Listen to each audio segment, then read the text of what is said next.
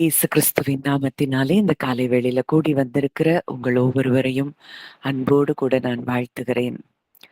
வானத்துக்குரியவர்களாய் இந்த பூமியிலிருந்து வாழாதபடிக்கு, பூமிக்குரியவைகளை அல்ல மேலானவைகளை நாடுங்கள் அப்படின்னு பவுல் சொல்றாரு. இந்த பூமிக்குரிய எந்த பிரமாணமும் நம்மை ஆளுகை செய்ய முடியாது. அந்த இடத்துல தேவன் நம்மை வைத்திருக்கிறார். வானத்துக்குரியவர்களாய் இருந்தால் பரத்திலிருந்து வருகிற அத்தனை ஆசீர்வாதங்களுக்கும் நாம் சுதந்திரவாளிகளாய் இருக்கிறோம். தேவனுக்கு பிள்ளைகளாய் இருக்கிறோம் என்றால் அவருக்குரியவைகள் எல்லாம் இன்றைக்கு நமக்குரியவைகளாய் மாறி இருக்கின்றன. எந்த கஷ்டமும் இல்லாம உலகத்துல மற்ற மனிதர்கள் விழுந்து போன ஆதாமின் வழிவந்த மனிதர்கள் படுகிற எந்த ஒரு கஷ்டத்திலையும் நம்ம பங்கெடுக்க தேவன் விரும்பவில்லை. அதனாலதான் மறுபடியும் அவர் 2ஆம் ஆதாமாக நமக்காக இந்த உலகத்திற்கு வந்து முழு மனுக்குலத்தையும் மீட்டெடுத்து முதல் ஆதாமின் மூலம் இந்த முழு மனுக்குலத்துக்கும் என்ன நேரிட்டதோ அதில் இருந்து நம்மை விடுபடச் செய்து உன்னதத்தில் அவரோடு கூட இன்றைக்கு நம்மை உட்கார வைத்திருக்கிற ஒரு நல்ல தகப்பன் நமக்கு இருக்கிறார். இன்றைக்கு கூட அவருடைய உயிர்த்தெழுதலின் வல்லமை, அவருடைய மரணம் எதற்காக நேரிட்டது, அந்த மரணத்துல நமக்கு என்ன நடந்ததுன்னு நம்ம தியானித்தோம். இன்றைக்கு அவருடைய உயிர்த்தெழுதலின் வல்லமை, the power of his resurrection, இதை குறித்துதான் இன்றைக்கு நம்ம தியானிக்க போகிறோம். இதை நம்ம தியானிக்கும் பொழுதே உங்களுடைய இருதயம் நிச்சயமாக நான் கர்த்தருக்குள்ள விசுவாசிக்கிறேன் கொழுந்து விட்டு எரியும். மரணத்தின் கூறுகள் அது உடைக்கப்படும். ஏன்னா நமக்கு இன்றைக்கு இந்த அறிவுதான் நமக்கு தேவை. நமக்கு உயிர்த்தெழுதல், கிறிஸ்துவின் உயிர்த்தெழுதலில் நமக்கு என்ன நடந்தது, இதை இன்னும் சபை அறியல. அதனாலதான் இன்னமும் மண்ணானவர்களைப் போல கிறிஸ்துவை ஏற்றுக்கொண்டவர்களாகிய நாமும் வாழ்ந்து கொண்டிருந்தோம். வானத்துக்குரியவர்களைப் போல வாழ முடியாதபடி கிறிஸ்துவை ஏற்றுக்கொண்ட பிறகும், கிறிஸ்துவுக்கு முன் கிறிஸ்துவுக்கு பின், இந்த 2 வாழ்க்கையும் ஒண்ணு போல இருக்குது அப்படின்னா இன்னமும் அவரை அறிய வேண்டிய விதத்துல நம்ம அறியல. அவருடைய உயிர்த்தெழுதலின் வல்லமையை நாம் இன்னமும் அறியவில்லை என்றுதான் அர்த்தம். இந்த நாள்ல கூட தேவன் நம் ஒவ்வொருவருடைய இருதயத்தின் கண்களை, மனக்கண்களை அவர் திறப்பாராக. நம்முடைய மனக்கண்கள் பிரகாசமடையும்படி அவருடைய உயிர்த்தெழுதலில் நமக்கு என்ன நடந்ததுன்னு சொல்லி நம்ம அதை ஆழமாய் தியானித்து நம்ம விசுவாசிக்க ஆரம்பிக்கும் பொழுதே அந்த உயிர்த்தெழுதலின் வல்லமை நம்முடைய வாழ்க்கையில் செயல்படுகிறதை நாம் நிச்சயமாய் பார்க்க முடியும். இப்போ ஒரு விசுவாசியினுடைய வாழ்க்கை, தேவனை ஏற்றுக்கொண்ட ஒரு தேவனுடைய பிள்ளையினுடைய வாழ்க்கையில செயல்படக்கூடிய மிகப்பெரிய வல்லமை அவருடைய உயிர்த்தெழுதலின் வல்லமை. இப்ப இததான் நம்ம எபேசியர்ல நம்ம ஜெபமா பார்க்கிறோம். எபேசியர் 1 வாசிக்கலாம். எபேசியர் 1:19. எபேசியர் 1:19. தாம் கிறிஸ்துவை மரித்தோரிலிருந்து எழுப்பி அவரிடத்தில் நடப்பித்த தமது பலத்த சத்துவத்தின் வல்லமைப்படியே விசுவாசிக்கிறவர்களாகிய நம்மிடத்தில் காண்பிக்கும் தம்முடைய வல்லமையின் மகா மேன்மையான மகத்துவம் என்னதென்றும் நீங்கள் அறியும்படிக்கு அவர் உங்களுக்கு பிரகாசமுள்ள மனக்கண்களை கொடுக்க வேண்டும் என்றும் வேண்டிக் கொள்கிறேன். பவுல் இந்த ஜெபத்தை சாதாரணமாலாம் எழுதல. ஒவ்வொன்றையும் அறிந்து உணர்ந்து அவர் இந்த ஜெபத்தை எழுதுகிறார். அவர் சொல்றாரு, தாம் கிறிஸ்துவை மரித்தோரிலிருந்து எழுப்பி அவரிடத்தில் நடப்பித்த தமது பலத்த சத்துவத்தின் வல்லமைப்படியே. கிறிஸ்துவினிடத்துல ஒரு பலத்த சத்துவத்தின் வல்லமை அங்க வெளிப்பட்டிருக்கிறது அவருடைய உயிர்த்தெழுதலில். அதே வல்லமை விசுவாசிக்கிறவர்களாகிய நம்மிடத்திலே காண்பிக்கும் தம்முடைய வல்லமையின் மகா மேன்மையான மகத்துவம் இன்னதென்று அறியும்படிக்கு அவர் உங்களுக்கு பிரகாசமுள்ள மனக்கண்களை கொடுக்க வேண்டும் என்றும் வேண்டிக் கொள்ளுகிறேன். இன்றைக்கு கிறிஸ்துவினிடத்தில் நடப்பித்த அந்த உயிர்த்தெழுந்த அந்த வல்லமை விசுவாசிக்கிற நம்மிடத்திலே நடக்கும்படிக்கு அந்த மகா மேன்மையான மகத்துவம் இன்னதென்று நாம் அறியும்படிக்கு அவர் நமக்கு பிரகாசமுள்ள மனக்கண்களை கொடுக்கும்படிக்கு அன்றைக்கு பவுல் ஜெபித்திருக்கிறார் என்றால் அந்த உயிர்த்தெழுந்த வல்லமையில் எவ்வளவு பெரிய அது மகத்துவமான வல்லமை என்பதை நாம் அறிந்து கொள்ள போகிறோம். ஒருவேளை ரொம்ப பவுல் அறிந்த அளவுக்கு நம்மளால அறிய முடியுமோ தெரியாது. ஆனா நம்ம ஜெபிக்க ஜெபிக்க இந்த காரியங்களுக்காக நம்ம ஜெபிக்க ஆரம்பிக்க முடியும். இன்னைக்கு எதுக்கெல்லாமோ நம்ம ஜெபித்துக் கொண்டு இருக்கோம். ஆனா இந்த உயிர்த்தெழுந்த வல்லமை நமக்குள்ள இருந்து அது செய்கிற காரியத்தை நம்ம அறிய ஆரம்பிக்கும் பொழுதே வாழ்க்கையில் எல்லா பகுதிகளிலும் விடுதலையையும் சந்தோஷத்தையும் நாம் அனுபவிக்க முடியும். இப்ப நம்ம எல்லாரும் என்ன நினைக்கிறோம்? தேவனுடைய மிகப்பெரிய வல்லமைய இந்த உலகத்தில் அவர் படைத்த படைப்புல நம்ம பார்க்கிறோம்னு நினைக்கிறோம். வசனமும் அததான் சொல்லுது. தேவனுடைய நித்திய வல்லமை, அவருடைய காணப்படக்கூடாத அந்த தெய்வத்துவம் எதுல காணப்படுதுன்னா சிருஷ்டிப்புல காணப்படுது. உலகத்தை படைத்த அவருடைய வல்லமை ரொம்ப பெரிய வல்லமை.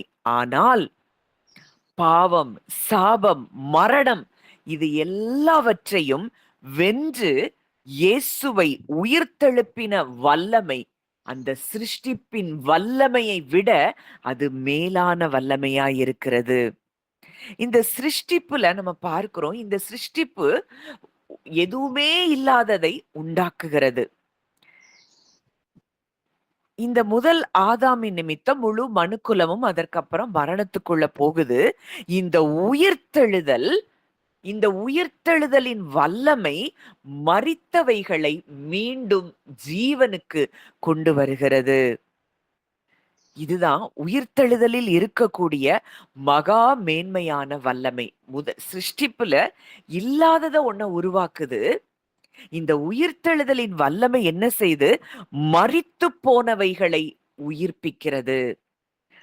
சிருஷ்டிப்பின் வல்லமையை காட்டிலும் இந்த உயிர்த்தெழுதலின் வல்லமை மகா மேன்மையான வல்லமை.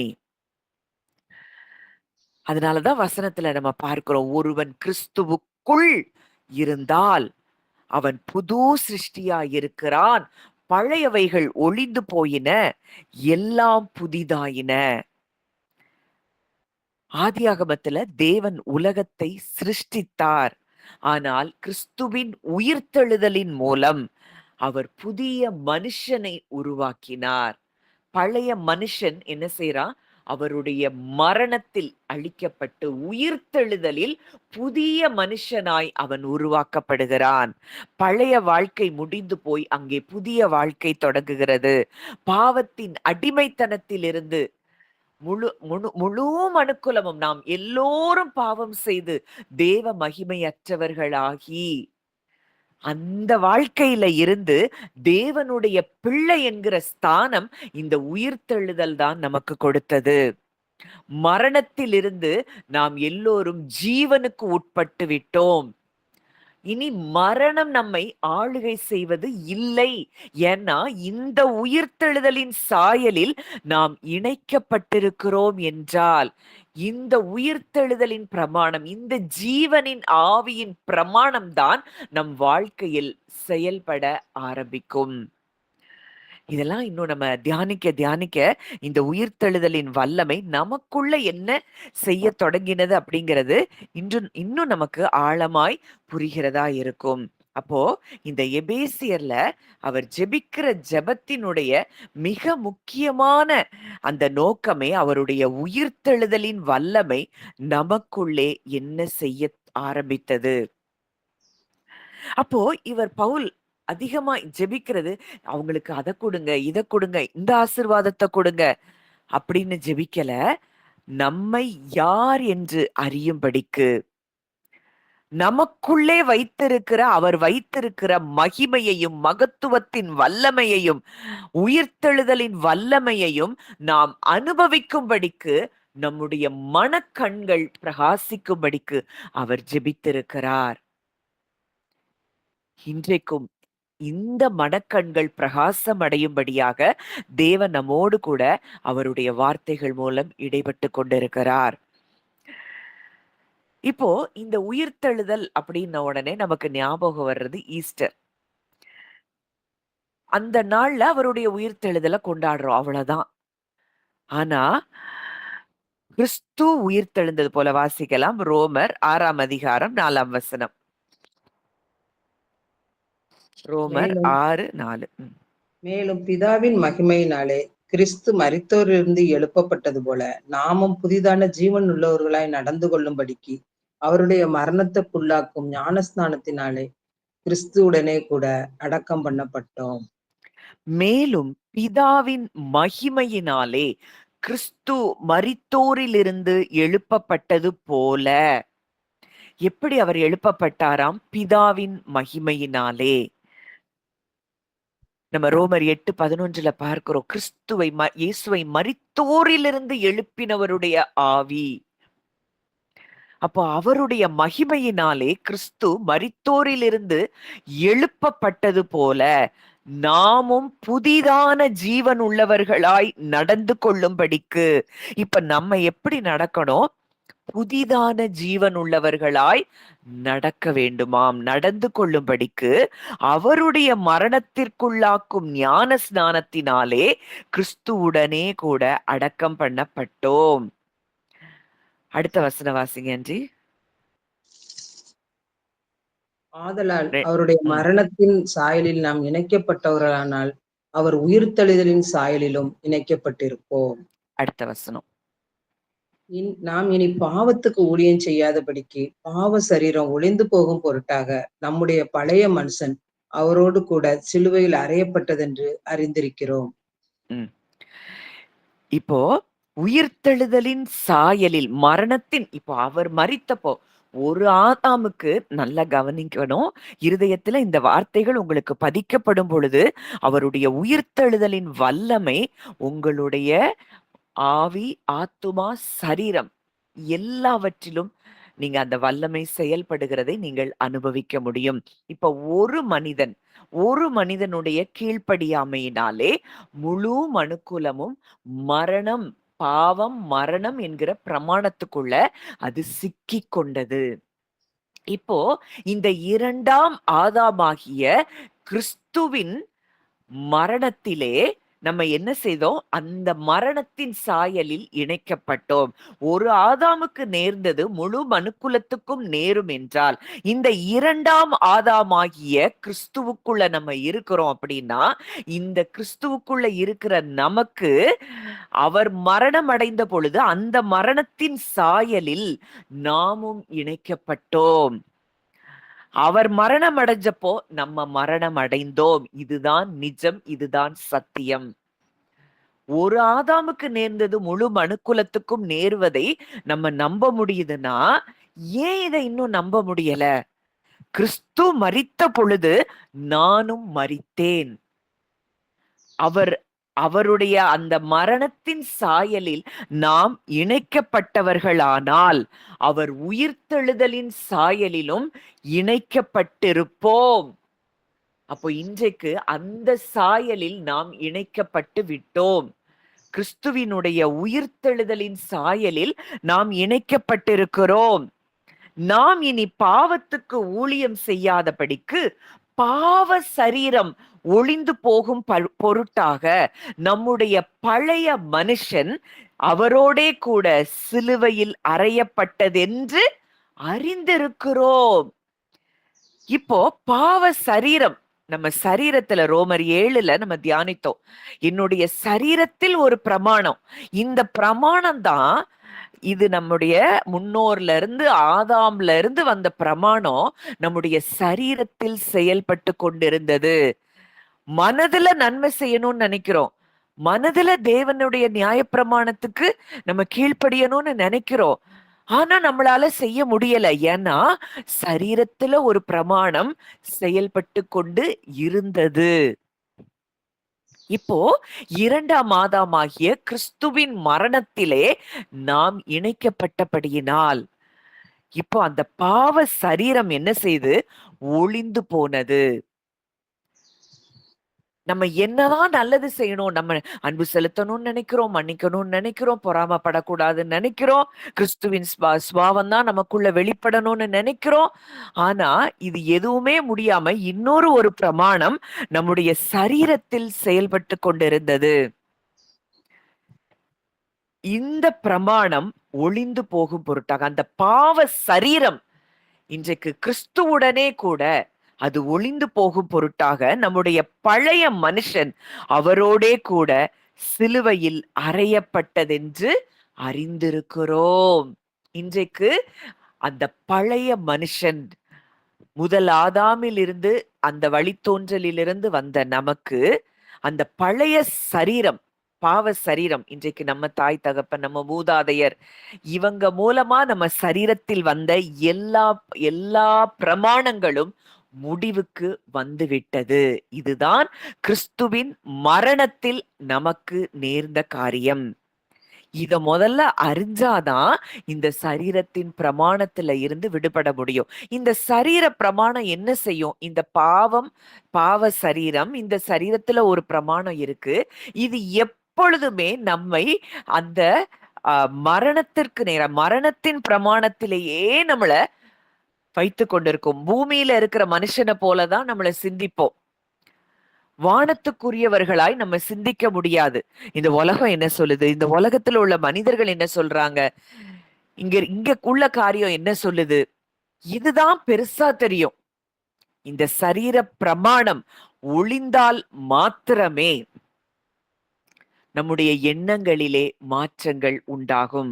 அடுத்த வசனம் வாசிக்கலாம். 7வது வசனம், ரோமர் 6:7. மரித்தவன் பாவத்துக்கு நீங்கி விடுதலை ஆக்கப்பட்டிருக்கிறானே.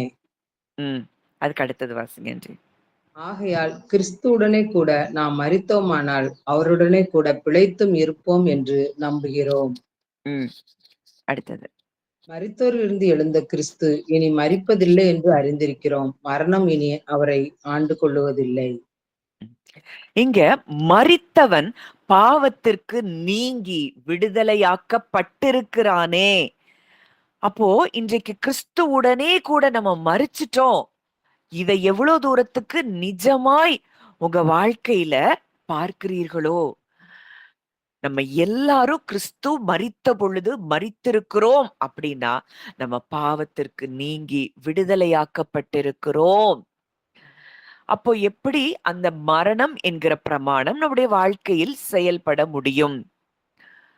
ஒரு ஆதாமின் நிமித்தம் பாவம் மரணம் கீழ்ப்படியாமையிலே ஒருவனுடைய கீழ்ப்படியாமையினாலே அந்த ஒருவனுடைய கீழ்ப்படியாமையில் முழு மனுக்குலத்திலும் மரணம் ஆண்டு கொண்டிருந்தது. கிருபையின் பரிபூரணத்தையும் நீதியாகிய ஈவின் பரிபூரணத்தையும் பெறுகிறவர்கள் இயேசு கிறிஸ்து என்னும் ஒருவராலே ஜீவனை அடைந்து. இன்றைக்கு நம்ம எல்லாரும் எதை அடைந்திருக்கிறோம்? ஜீவனை அடைந்திருக்கிறோம்.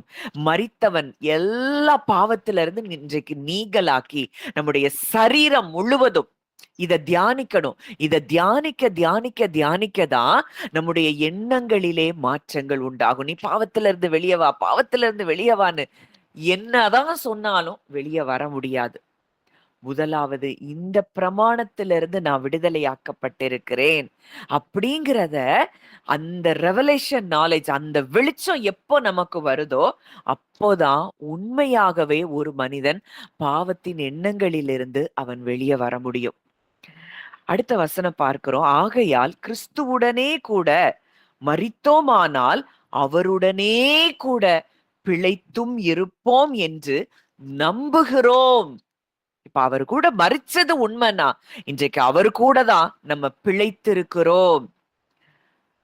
மரித்தோரிலிருந்து எழுந்த கிறிஸ்து இனி மரிப்பதில்லை என்று அறிந்திருக்கிறோம். மரணம் இனி அவரை ஆண்டு கொள்வதில்லை. அப்படின்னா இன்றைக்கு கிறிஸ்துவுக்குள்ள நம்ம உயிரோடு எழுந்திருக்கிறோம். அக்கிரமங்களினாலும் பாவங்களினாலும் மரித்தவர்களாய் இருந்த நம்மை கிறிஸ்துவுடனே கூட உயிர்ப்பித்தார் என்று எபேசியர் 2 பார்க்கிறோம். இன்றைக்கு நாமும் உயிர்ப்பிக்கப்பட்டிருக்கிறோம், கிறிஸ்துவுக்குள் இருக்கிறோம்னா இனி நம்மை மரணம் ஆளுகை செய்ய முடியாது. இதை நிஜமா பார்க்கிறவங்க இந்த லைஃபை என்ஜாய் பண்ண முடியும். அதனாலதான் மரணத்துக்கு அவருடைய மரணத்திற்கு அதிகாரியா இருந்த பிசாசானவனை தன்னுடைய மரணத்தினாலே அவர் அழித்து விட்டார். அவர் அழிச்சிட்டாருன்னா இந்த பிரமாணம் நம்முடைய வாழ்க்கையில எப்படி ஆளுகை செய்ய முடியும்? அந்த பிரமாணமே இல்ல. அந்த மரணம் என்கிறவற்றையே அவர் சிலுவையில் அவர் என்ன செஞ்சிட்டாரு? அழித்து விட்டார். அப்போ மரணம் அப்படின்னா ஒன்லி இந்த நம்மளுடைய ஆத்தும மரணம், சரீர மரணம் மாத்திரம் அல்ல. அது ஆதாமின் மூலம் பல பகுதிகளிலே நம்முடைய வாழ்க்கையிலே மரணம் ஏற்பட்டது. அதெல்லாம் இன்னும் நம்ம தொடர்ந்து நம்ம தியானிக்கலாம். அந்த மரணம், அந்த பிரமாணம் எல்லாவற்றிலும் இருந்து நம்ம விடுதலையாக்கப்பட்டிருக்கிறோம். எதெல்லாம் ஆதாம் பாவம் செய்த பொழுது அவனுடைய வாழ்க்கையில நுழைந்ததோ, மரணத்தின் சாயலாய் எதெல்லாம் நுழைந்ததோ அதெல்லாம் கிறிஸ்துவின் உயிர்த்தெழுதலின் சாயலில் இணைக்கப்பட்டிருக்கிற நமக்கு அவைகள் எல்லாவற்றிலும் இருந்து நாம் விடுதலையாக்கப்பட்டிருக்கிறோம். அவர் மரித்தது பாவத்திற்கென்று ஒரே தரம் மரித்தார். அவர் பிழைத்திருக்கிறது தேவனுக்கென்று பிழைத்திருக்கிறார். 11வது வசனம் வாசிங்க. அப்படியே நீங்களும் உங்களை பாவத்துக்கு மரித்தவர்களாகவும் நம்முடைய கர்த்தராகிய இயேசு கிறிஸ்துவுக்குள் தேவனுக்கென்று பிழைத்திருக்கிறவர்களாகவும் எண்ணிக்கொள்ளுங்கள். முதல்ல எதை எண்ணிக்கொள்ளணுமா? உங்களை பாவத்திற்கு மரித்தவர்களாகவும், நீங்க மரிச்சு போயிட்டீங்க, பாவத்துக்கு நீங்க மரித்து போய்விட்டீர்கள் என்பதை எண்ண வேண்டுமாம். கிறிஸ்துவுக்குள் தேவனுக்கென்று பிழைத்திருக்கிறவர்களாக. கிறிஸ்துவுக்குள் இன்னைக்கு நம்ம எங்க இருக்கிறோம்? கிறிஸ்துவுக்குள்ள இருக்கிறோம். நான் பாவத்துக்கு மரிச்சிட்டோம். என் சரீரத்தின் அவயவங்கள் எல்லாம் பாவத்துக்கு மரணம் அடைந்தது. நான் கிறிஸ்துவுக்குள் தேவனுக்கென்று பிழைத்திருக்கிறேன். இதை எண்ணிக்கொள்ள வேண்டுமாம். Likewise, you also must count yourselves as dead indeed to sin, but alive to God through Jesus Christ our Lord. Count, எண்ணிக்கொள்ளணும். அது என்றது எப்படி முடியும்? அதை தியானிக்கணும். தியானிக்கதான் அந்த உயிர்த்தெழுதலின் சாயல் நம் வாழ்க்கையில் செயல்படுகிறதை நாம் அனுபவிக்க முடியும். இன்னைக்கும் பயம் இருக்கு, இன்னைக்கும் கவலை இருக்கு, இன்னைக்கும் மனுஷனை போலயே எல்லாத்தையும் சிந்தித்து உட்கார்ந்து கொண்டு இருக்கிறோம்னா இன்னமும் இந்த உயிர்த்தெழுதலின் சாயலில் நாம் இணைக்கப்பட்டிருக்கிறதை எண்ணவில்லை. அதை இன்னும் நம்ம அதிகமா தியானிக்கல. நான் யார்? நான் இன்னைக்கு எங்க இருக்கிறேன்? கிறிஸ்துவுடனே கூட உன்னதத்துல உட்கார வைக்கப்பட்டிருக்கிறேன். இன்றைக்கு மரணம் என்னை ஆளுகை செய்ய முடியாது, பாவம் என்னை ஆளுகை செய்ய முடியாது. நான் பாவத்திற்கு மரித்து போய்விட்டேன். இத உணரும் பொழுதுதான் உண்மையான விடுதலை நமக்கு உண்டாகும். அடுத்த 2 வசனம் வாசிங்க.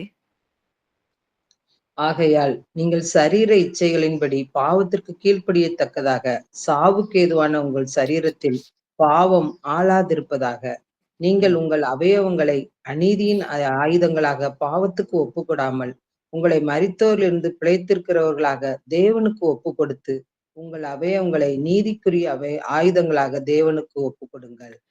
அதனால அங்க சொல்றாரு, நீங்கள் சரீர இச்சைகளின்படி பாவத்திற்கு கீழ்ப்படியத்தக்கதாக. உங்க சரீரம் சாவுக்கேதுவான சரீரத்தில் பாவம் ஆளாதிருப்பதாக. இந்த சரீரமே சாவுக்கேதுவான சரீரம். இததான் ரோமர் 8 வரும்போது அவர் சொல்றாரு, சாவுக்கேதுவான உங்கள் சரீரங்களை உயிர்ப்பிப்பார். அது எப்போ நடக்குது அப்படின்னா, இந்த உயிர்த்தெழுதலின் வல்லமையை நாம் அனுபவிக்க ஆரம்பிக்கும் பொழுது, இயேசுவை மரித்தோரிலிருந்து எழுப்பினவருடைய ஆவி உங்களில் வாசமாயிருந்தால்.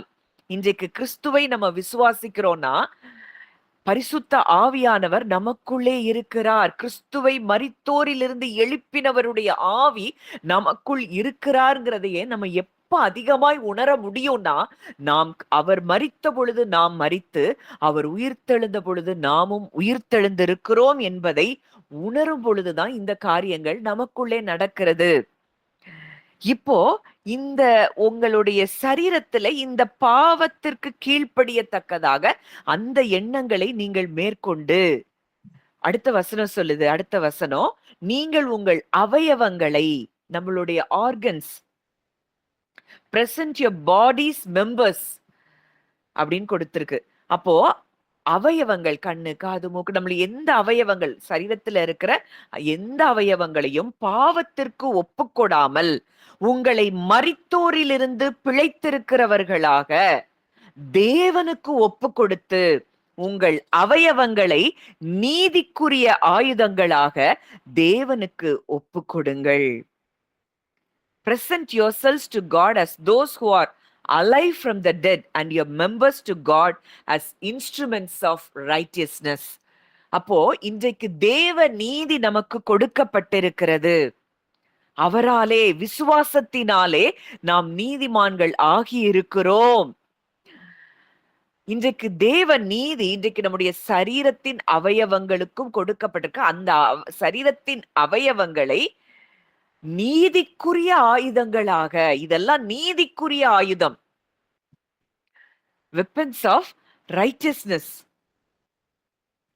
இன்ஸ்ட்ருமெண்ட்ஸ் ஆஃப் ரைட்டியஸ்னஸ்னு கொடுத்திருக்கு. நம்மளுடைய கண்ணு, காது, நம்மளுடைய சென்சஸ், இது எல்லாமே அது நீதிக்குரிய ஆயுதங்களாயிருக்கின்றன. அதை யாருக்கு ஒப்பு கொடுக்கணுமா? மரித்தோரிலிருந்து பிழைத்திருக்கிறவர்களாக. அந்த பழைய மனுஷன் சிலுவையில அறையப்பட்டாச்சு. இந்த பழைய மனுஷனுக்குரிய எந்த அவயவங்களும், அந்த அவயவங்கள் பழைய மனுஷனை போல செயல்படாது. இப்போ புது சிருஷ்டியாய் மாறி இருக்கிறோம்.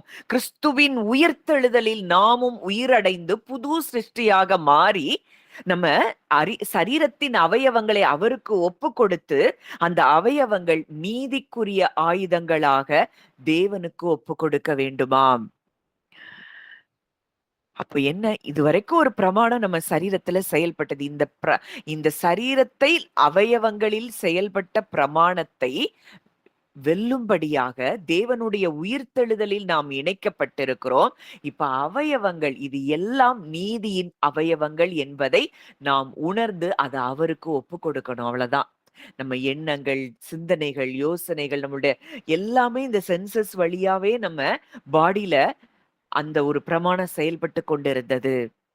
இது நான் அல்ல, நான் அவர் மரித்த பொழுது மரித்தேன், நான் பாவத்திற்கு நீங்கி விடுதலையாக்கப்பட்டிருக்கிறேன், இன்றைக்கு உயிர்த்தெழுதலின் சாயலில் அவரோடு கூட இணைக்கப்பட்டிருக்கிறேன், இன்றைக்கு என்னுடைய அவயவங்கள் எல்லாம் நீதியின் அவயவங்கள், நான் தேவனுக்கு என்னுடைய அவயவங்களை ஒப்பு கொடுத்திருக்கிறேன். இதெல்லாம் நம்ம செய்யும் பொழுது நம்முடைய வாழ்க்கையில அந்த உயிர்த்தெழுதலின் வல்லமை அதிகமாய் செயல்படுகிறதை நீங்கள் பார்க்க முடியும். அடுத்த வசனம் சொல்லுது, நியாயப்பிரமாணத்திற்கு கீழ்ப்பட்டிராமல் கிருபைக்கு கீழ்ப்பட்டிருக்கிறபடியால் பாவம் உங்களை மேற்கொள்ள மாட்டாது. அவ்வளவுதான். இனி ஒரு காலம் பாவம் நம்மை மேற்கொள்ள முடியாது. ஏன்னா தேவனுடைய வித்து இன்னைக்கு நமக்குள்ள பயங்கரமா ஆக்டிவேஷன் ஆக ஆரம்பிச்சிருச்சு. இந்த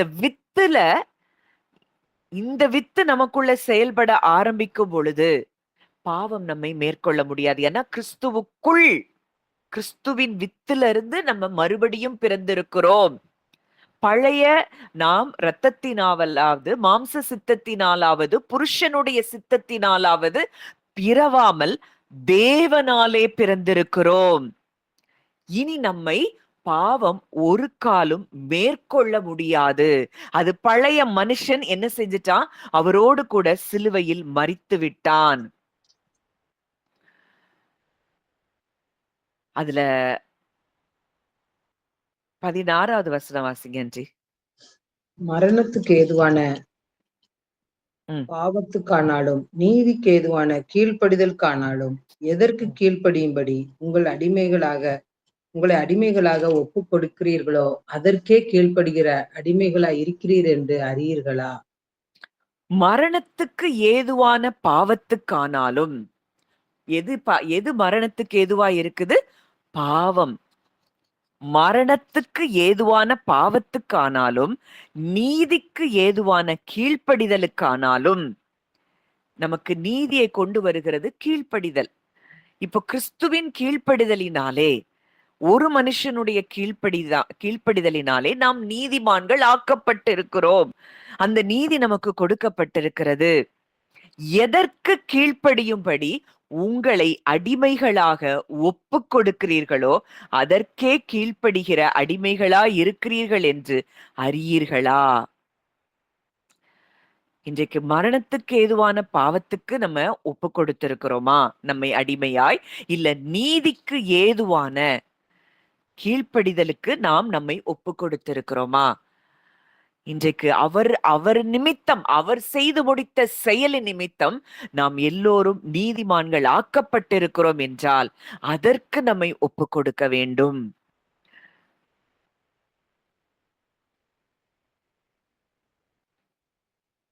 இப்போ அடுத்ததா 18வது வசனம். பாவத்தினின்று நீங்கள் விடுதலையாக்கப்பட்டு நீதிக்கு அடிமைகளானீர்கள். பாவத்தினின்று நீங்கள் விடுதலையாக்கப்பட்டு நீதிக்கு அடிமைகளானீர்கள். முதல்ல பாவத்துக்கு அடிமைகளா இருந்தோம். அதிலிருந்து இருந்து இன்றைக்கு விடுதலையாக்கப்பட்டிருக்கிறோம். மறுபடியும் பவுல் எழுதுறாரு, நீங்க விடுதலையாக்கப்பட்டிருக்கிறீர்கள். இன்னைக்கு நம்ம எதை உணர்ந்து கொண்டிருக்கோம்? இன்னும் பாவத்துல இருந்து வெளியே வா, இதை செய்யற அதை செய்யற. முதல்ல இந்த எண்ணத்திலிருந்து வெளியே வந்து, நான் கிறிஸ்துவினுடைய மரணத்தில் மரணம் அடைந்து நான் பாவத்திற்கு விடுதலையாகி நீதிக்கு அடிமையாயிருக்கிறேன். என்னுடைய சரீரத்தில் இனி அந்த பாவம் ஆளுகை செய்ய முடியாது. அவருடைய உயிர்த்தெழுதலில் இணைக்கப்பட்டிருக்கிறேன் என்றால் இன்றைக்கு அவருடைய ஜீவனிலிருந்து நான் வாழ்ந்து கொண்டிருக்கிறேன். என்னுடைய சரீரத்தின் அவயவங்கள் எல்லாம் நீதிக்கு அடிமைகளாய் நான் ஒப்பு கொடுத்திருக்கிறேன். நான் தேவனுக்கு ஒப்பு கொடுத்திருக்கிறேன். அடுத்த வசனம் வாசிங்க. உங்கள் மாம்ச பலவீன நிமித்தம் மனுஷர் பேசுகிற பிரகாரமாய் பேசுகிறேன். அக்கிரமத்தை நடப்பிக்கும்படி முன்னே நீங்கள் உங்கள் அவயவங்களை அசுத்தத்திற்கும் அக்கிரமத்துக்கும் அடிமைகளாக ஒப்பு கொடுத்தது போல இப்பொழுது பரிசுத்தமானதை நடப்பிக்கும்படி உங்கள் அவயவங்களை நீதிக்கு அடிமைகளாக ஒப்பு கொடுங்கள். உங்கள் மாம்ச பலவீனத்தின் நிமித்தம் என்ன முடியல. அந்த ஒரு ஆதாம் செய்த அந்த கீழ்ப்படியாமையினாலே முழு மனுக்குலமும் இந்த ஒரு பிரமாணத்தில் தான் சிக்கி கொண்டிருந்தது. அந்த பலவீனத்தினால மனுஷர் பேசுகிற பிரகாரமாய் நான் பேசுகிறேன். அக்கிரமத்தை நடப்பிக்கும்படி முன்னே நீங்கள் உங்கள் அவயவங்களை அசுத்தத்திற்கும் அக்கிரமத்திற்கும் அடிமைகளாக ஒப்பு கொடுத்தது போல. ஒரு காலத்துல அப்படித்தான் இருந்தோம். இப்பொழுது பரிசுத்தமானதை நடப்பிக்கும்படி உங்கள் அவயவங்களை நீதிக்கு அடிமையாக ஒப்பு கொடுங்கள். அவ்வளவுதான். ஒப்பு கொடுக்கிறது தான் நம்ம வேலை. கிறிஸ்து என்ன செய்தாரோ அதை நம்பி நம்முடைய சரீரத்தை அவயவங்களை நீதிக்கு அடிமைகளாக, நான் நீதிமான் ஆக்கப்பட்டிருக்கிறேன், என்னுடைய சரீரத்தின் ஒவ்வொரு அவயவமும் அவருக்கு நீதிக்கு அடிமையாய் நான் ஒப்பு கொடுக்கிறேன். அதுக்கு அடுத்த வசனம். பாவத்திற்கு நீங்கள் அடிமைகளாய் இருந்த காலத்தில் நீதிக்கு நீங்கினவர்களாய் இருந்தீர்கள். பாவத்திற்கு நீங்கள் அடிமைகளாய் இருந்த காலத்தில் நீதிக்கு நீங்கினவர்களாயிருந்தோம். அன்றைக்கு நீதி நம்ம வாழ்க்கையில இல்ல. தேவ நீதி இல்ல. முழு மனுக்குலமும் பாவத்தின் அடிமைத்தனத்துலதான் நம்ம இருந்தோம். ஆனால் கிறிஸ்துவின் மரணத்தில், உயிர்த்தெழுதலில் நாம என்ன செஞ்சிட்டோம்? நீதிக்குள்ளே வந்துவிட்டோம். இதுதான் உயிர்த்தெழுதலிலே நமக்கு கொடுக்கப்பட்ட மிகப்பெரிய ஒரு ஸ்லாக்கியம். இந்த நீதியை நம்ம பெற்றிருப்போம்னா எந்த சாத்தானும் நமக்கு எதிராக வந்து நிற்க முடியாது. எந்த வல்லமையும் நமக்கு எதிராய் நிற்க முடியாது, செயல்பட முடியாது. அடுத்த வசனம். இப்பொழுது உங்களுக்கு வெட்கமாய் தோன்றுகிற காரியங்களினாலே அக்காலத்தில் உங்களுக்கு என்ன பலன் கிடைத்தது? அவைகளின் முடிவு மரணமே. அடுத்தது. இப்பொழுது நீங்கள் பாவத்தினின்று விடுதலையாக்கப்பட்டு தேவனுக்கு அடிமைகள் ஆனதினால் பரிசுத்தமாக்குதல் உங்களுக்கு கிடைக்கும் பலன், முடிவோ நித்திய ஜீவன். இங்க வசனம் சொல்லுது, உங்களுக்கு வெட்கமாக தோன்றுகிற காரியங்களினாலே அக்காலத்தில் உங்களுக்கு என்ன பலன் கிடைத்தது? அவைகளின் முடிவு மரணமே. இப்பொழுது நீங்கள் பாவத்தினின்று விடுதலையாக்கப்பட்டு தேவனுக்கு அடிமைகளானதினால் பரிசுத்தமாகுதல் உங்களுக்கு கிடைக்கும் பலன், முடிவோ நித்திய ஜீவன். இன்னைக்கு அவரோடு கூட இணைக்கப்பட்டு விட்டோம். இன்றைக்கு அவரையும் நம்மையும் எதுவும் பிரிக்க முடியாது. நித்திய ஜீவனுக்கு டெபினிஷனை யோவான் 17ல நம்ம பார்க்கிறோம். தேவனையும் அவருடைய குமாரனாகிய இயேசு கிறிஸ்துவையும் அறிவதே நித்திய ஜீவன். அந்த ஒன்றாக்குதல் பிதா, குமாரன், பரிசுத்த ஆவியானவரோடு கூட இன்றைக்கு நாம் ஒன்றாக்கப்பட்டிருக்கிறோம். இன்னைக்கு அவருக்கு அடிமைகள் ஆனதினால் அவருடைய உயிர்த்தெழுதலில் நாம் இணைக்கப்பட்டிருக்கிறதை உணர்கிற நாம் ஒவ்வொருவருக்கும் கிடைக்கும் பலன் என்ன? பரிசுத்தமாகுதல், நித்திய ஜீவன். அடுத்த வசனம் சொல்லுது, பாவத்தின் சம்பளம் மரணம். The wages of sin is death. தேவனுடைய கிருபை வரமோ நம்முடைய கர்த்தராகிய இயேசு கிறிஸ்துவினால் உண்டான நித்திய ஜீவன். இன்னைக்கு அந்த மரணம் இனி நம்ம எப்படி ஆளுகை செய்ய முடியும்? அந்த மரணத்திலிருந்து தான் நம்ம விடுதலையாக்கப்பட்டிருக்கிறோமே.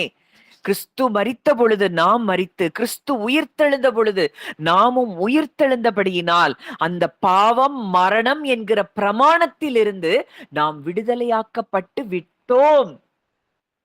இதை எந்த அளவுக்கு நீங்க நிஜமாய் இந்த சத்தியத்தை சத்தியமாய் நீங்க உள்வாங்குறீங்களோ, உங்க வாழ்க்கையில இருந்த அத்தனை மரணத்தின் சாயல்களும் அது விலகி போகும், அது நீங்கி போகும். ஏன்னா நீங்க பாவத்திற்கு நீங்கி விடுதலையாக்கப்பட்டு விட்டீர்கள். நம்ம செய்த செயலினால் அல்ல, கிறிஸ்து செய்து முடித்த செயலினால் நாம் எல்லாவற்றிற்கும் நீங்களாக்கி விடுதலையாக்கப்பட்டிருக்கிறோம். அப்போ இதுதான் உயிர்த்தெழுதலில் நமக்கு நடந்த மிகப்பெரிய ஒரு காரியமா இருக்கிறது. இப்போ இந்த பாவத்தின் அடிமைத்தனத்திலிருந்து தேவரகமான வாழ்க்கைக்குள்ள நம்ம உள்ள நுழைஞ்சிட்டோம். முன்னே அந்நியராயும் துர்க்கிரியைகளினால் மனதிலே சத்துருக்களாயும் இருந்த உங்களையும் பரிசுத்தராகவும் குற்றமற்றவர்களாகவும் கண்டிக்கப்படாதவர்களும் தமக்கு முன் நிறுத்தும்படியாக அவர் அப்படியானார்.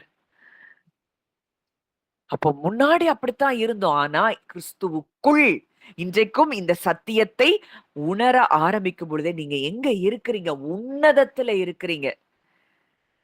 இன்றைக்கு இந்த பூமிக்குரியவர்களாய் இந்த பூமியில இருக்கிற எதுவும் நம்மை ஆளுகை செய்ய முடியாது. இன்னைக்கு பூமியில தான் இருக்கிறோம். ஆனா நம்முடைய ஐடென்டிட்டி எங்க இருக்கு? பரலோகத்தில் இருக்குது. உங்களை பார்க்கும் பொழுது இன்றைக்கு இந்த பூமியில இருக்கிற சிருஷ்டிப்புகளும் சரி, மற்ற சிருஷ்டிப்புகளும், காணக்கூடாத உலகத்தில் இருக்கிற சிருஷ்டிகளும் சரி, எல்லாமே உங்களை பார்த்தா ஒரு அடையாளத்தை பார்க்குது. நீங்கள் தேவனுடைய பிள்ளைகள். உங்களுடைய உயிர்த்தெழுதலின் சாயலை அவைகள் பார்க்கின்றன. நீங்க வெளிச்சமா இருக்கிறத அவைகள் பார்க்கின்றன. இன்னைக்கு உங்களுக்கு இது முதல்ல நல்லா புரியணும். நீங்க உணர்ந்தாதான் எல்லாவற்றிலும் நாம் ஜெயிக்கிறவர்களாய் இருக்க முடியும். நாம் ஒரு நாளும் தோல்வியின் பிள்ளைகள் அல்ல, நாம் ஜெயத்தின் பிள்ளைகள், வெற்றியின் பிள்ளைகளாய் நாம் இருக்கிறோம். இப்போ கிறிஸ்துவை இன்றைக்கும் அந்த உயிர்த்தெழுதலின் வல்லமை நமக்குள்ளே செயல்பட்டு கொண்டிருக்கிறது. இயேசுவை அந்த வசனத்தை வாசிக்கின்ற ரோமர் 8:11. அன்றியும் இயேசுவை மரித்தோரிலிருந்து எழுப்பினவருடைய ஆவி உங்களில் வாசமாயிருந்தால், கிறிஸ்துவை மரித்தோரிலிருந்து எழுப்பினவர் உங்களில் வாசமாயிருக்கிற தம்முடைய ஆவியினாலே சாவுக்கு ஏதுவான உங்கள் சரீரங்களையும் உயிர்ப்பிப்பார். இங்க என்ன நடக்குது? நல்லா யோசித்து பாருங்க. கல்லறையில இயேசுவினுடைய உடல் வைக்கப்பட்டிருக்கிறது. அங்க மரித்தோரிலிருந்து எழுப்பின ஆவி, பரிசுத்த ஆவியானவர், பிதாவின் ஆவியானவர் என்ன செய்றாரு? அங்க இயேசுவின் சரீரத்துக்குள்ளே அங்கே வந்து, அங்க ஒரு உயிர்த்தெழுதல் நடக்குது. எல்லா உறுப்புகளும் மரித்து போயிருந்த நிலைமையில், அங்கே அவருடைய ஆவி உள்ளே வந்தபடியினால், கிறிஸ்துவினுடைய சரீரம் உயிர்ப்பிக்கப்பட்டது. கிறிஸ்துவை மரித்தோரிலிருந்து எழுப்பினவர், இன்றைக்கு எங்க இருக்கிறாராம்? நமக்குள்ளே வாசமாயிருக்கிறார். உங்களில் வாசமாயிருக்கிற தம்முடைய ஆவியினாலே சாவுக்கேதுவான உங்கள் சரீரங்களையும் உயிர்ப்பிப்பார். நம்முடைய சரீரம் சாவுக்கேதுவான சரீரமாகத்தான் இருந்தது. இன்றைக்கு மரணம் நம்மை ஆளுகை செய்ய முடியாது. நம்ம விரும்புகிற வரைக்கும் இந்த பூமியில வாழுகிற ஒரு ஸ்லாக்கியத்தை தேவன் நமக்கு கொடுக்கிறார். இததான் ஆதி அப்போஸ்தலர்கள் எல்லாம் அனுபவித்தாங்க. விஷப்பாம்பு கடிச்சா கூட அவங்க சரீரத்தை ஒன்றும் செய்ய முடியவில்லை. இதெல்லாம் அந்த நாட்கள்லே அனுபவித்தாங்க. Shadrach, Meshach, ஆபேத்நேகோலாம். புதிய உடன்படிக்கையின் கீழ கிறிஸ்துவுக்குள்ள இருக்கிறவங்க, அவங்க சரீரத்துல இருந்து கூட அந்த வல்லமை வெளிப்பட்டதாம். நிழல்பட்டு வியாதியஸ்தர்கள் எப்படி சுகமாறாங்க? ஏன்னா சரீரத்தின் அவயவங்கள் எல்லாம் நீதிக்கு அடிமைகளாக மாறினதினால் அந்த சரீரம் முழுவதும் வெளிச்சமாய் மாறினது. உன் கண் தெளிவாயிருந்தால் உன் சரீரம் முழுவதும் வெளிச்சமாயிருக்கும். ஏன்னா அவங்க மனக்கண்கள் பிரகாசமடைய ஆரம்பித்து விட்டது. இயேசுவின் உயிர்த்தெழுதல பார்த்தது மாத்திரமல்லாமல் பரிசுத்த ஆவியானவருடைய நிறைவையும் அவர்கள் பெற்றுக்கொண்ட பிறகு அவங்க இந்த உலகத்தில் உள்ள மனிதர்களைப் போல அவங்க வாழவே இல்ல. அதுக்கப்புறம் அவங்களுக்குள்ள இருந்த பயம் போயிருச்சு, கவலை போயிருச்சு. எந்த சூழ்நிலையிலும் அவரை பெரிதாக பார்க்க ஆரம்பித்தாங்க. அவர்களிலிருந்து அந்த வெளிச்சம் பிரகாசிக்க ஆரம்பித்தது. சரீரத்துல இருந்து அந்த லைட் வெளியில போகுது. அந்த லைட்ல இருக்கும்போது, அந்த லைட்ல கொண்டு வியாதியஸ்தர்ல வைக்கிறாங்க. அந்த நிழல் பட்ட உடனேயே வியாதியஸ்தர்கள் சுகமடைறாங்க. அப்ப அந்த அளவுக்கு அவங்க சரீரத்தை நீதியின் ஆயுதங்களாக தேவனுக்கு ஒப்பு கொடுத்திருந்தார்கள். அவங்களாக தங்களை ஒப்பு கொடுக்கிற வரைக்கும் அவங்கள மரணம் என்ன செய்ய முடியல, அவங்கள ஆளுகை செய்ய முடியல. அத்தனை அப்போஸ்தலர்களும் தங்களை மரணத்துக்கு ஒப்பு கொடுத்த பொழுதுதான் அங்கே மரணம் அவர்களுக்கு நேரிட்டது. பவுலும் அததான் சொல்றாரு. சரீரத்தை விட்டு பிரிந்து போக எனக்கு ஆசை இருக்கு. ஆனா நான் உங்க கூட இருக்கிறது உங்களுக்கு நன்மையா இருக்கும்னு எண்ணி இந்த சரீரத்துல நான் இருக்கிறேன். அப்போ அத டிசைட் பண்றது யாரா இருக்கிறாங்க? அவர்களா இருக்கிறார்கள்.